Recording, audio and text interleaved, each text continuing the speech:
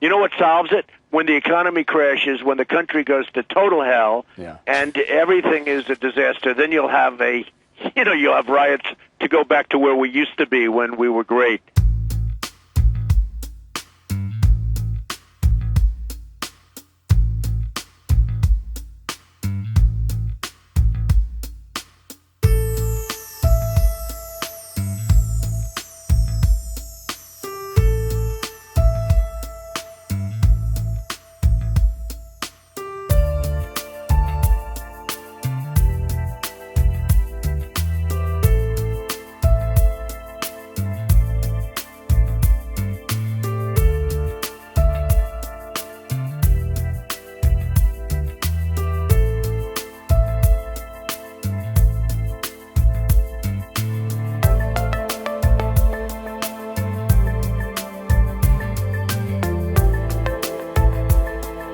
Joining us now, Donald Trump, who's always had a job. In fact, the only thing that stops him from working is sleep. He needs about a couple of hours a night. Donald, how do you weigh in on this debate when it comes to Obamacare and working less to cook more? Well, the Democrats have very much changed their tune. Have you noticed when this originally came out a couple of weeks ago with the 2.5 million jobs plus, and it looks like plus, they were shocked and they were stunned and they were trying to defend it and they had nothing to say.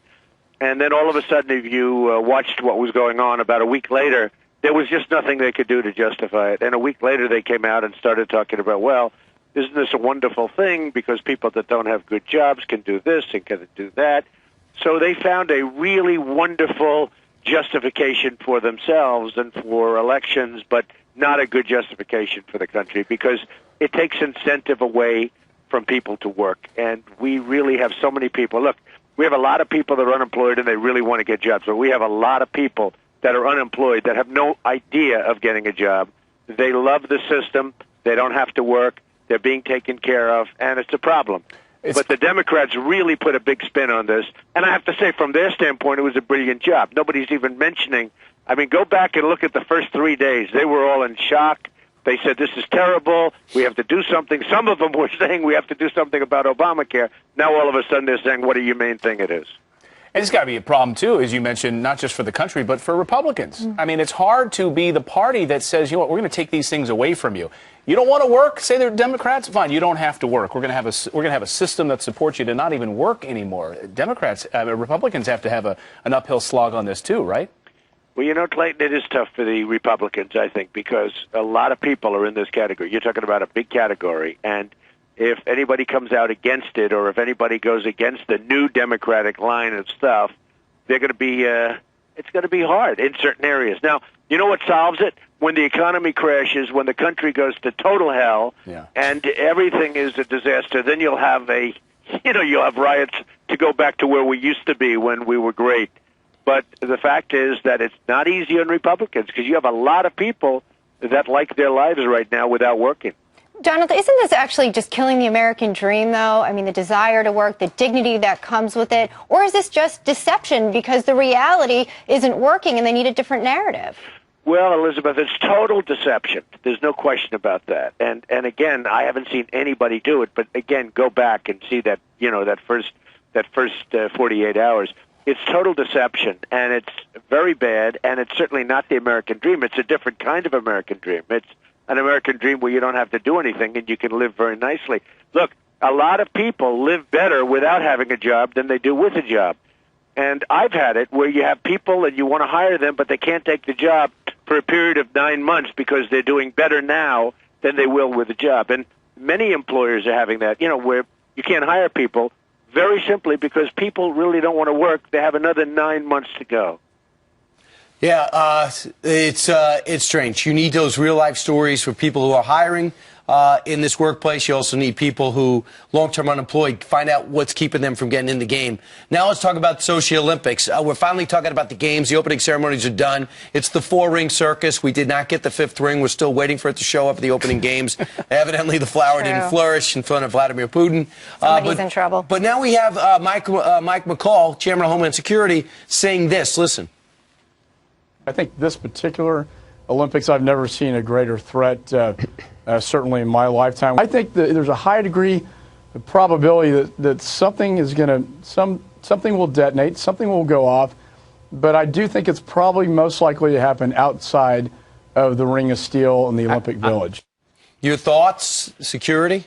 Well, Mike is a good Republican from Texas, and I hear a very good guy, but I think we should give the Russians a little bit of leeway here. You know, they spent billions and billions. I mean, a number that was beyond any number I've ever heard. Most spent ever. Oh, it's frankly ridiculous, but they spent all of this money, and I think we should not be knocking them at this point. You know, then we wonder why they don't like us and why they're eating our lunch in every country that we're dealing with against them. Does it and concern? Why they don't come. I really think we should say, hey, look, you know, they're really out there doing a job. I mean, every time I turn on television, we're showing about a guy knocking down a door because his door lock didn't work. We're showing all of these things. And I will tell you something. If I'm Putin, I'm not happy about it. And I know for a fact he's not happy about it. When I went to Russia with the Miss Universe pageant, he contacted me and was so nice. And, you know, I mean, the Russian people were so fantastic to us. I just say this. They're outsmarting us at many turns, as we all understand. I mean, their leaders are, whether you call them smarter or more cunning or whatever, but they're outsmarting us. If you look at Syria and other places, they're outsmarting us. I really think we should not be knocking that country with with all of the money and all of the guts they put into it. And, hey, I'm a fan of our country. Right. But we have to get along with people a little bit. Well, I think you're right, Don, but you know everything you know. You live your life by deadline. And they weren't finished with the Olympics. They had 7 years. I think I don't think you're going too far to comment on it. Yeah, but you know what? Let's say wonderful job, beautiful opening ceremony, and they did have a problem with the rings, and, you know, it was fine, but a lot of people thought it was a magnificent open ceremony.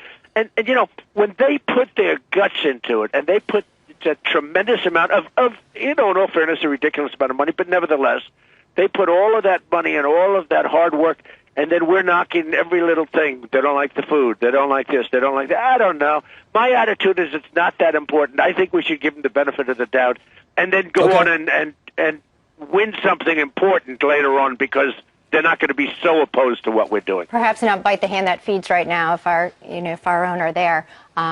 On their turf, we may. Well, need to I've been have better watching it, relations. and frankly, it looks very good. And it looks to me like they're doing a very good job.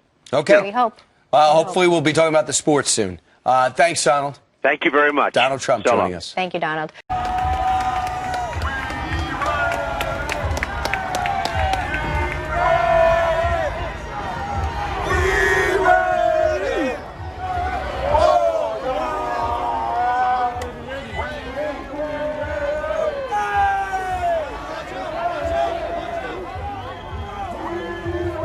Watch out!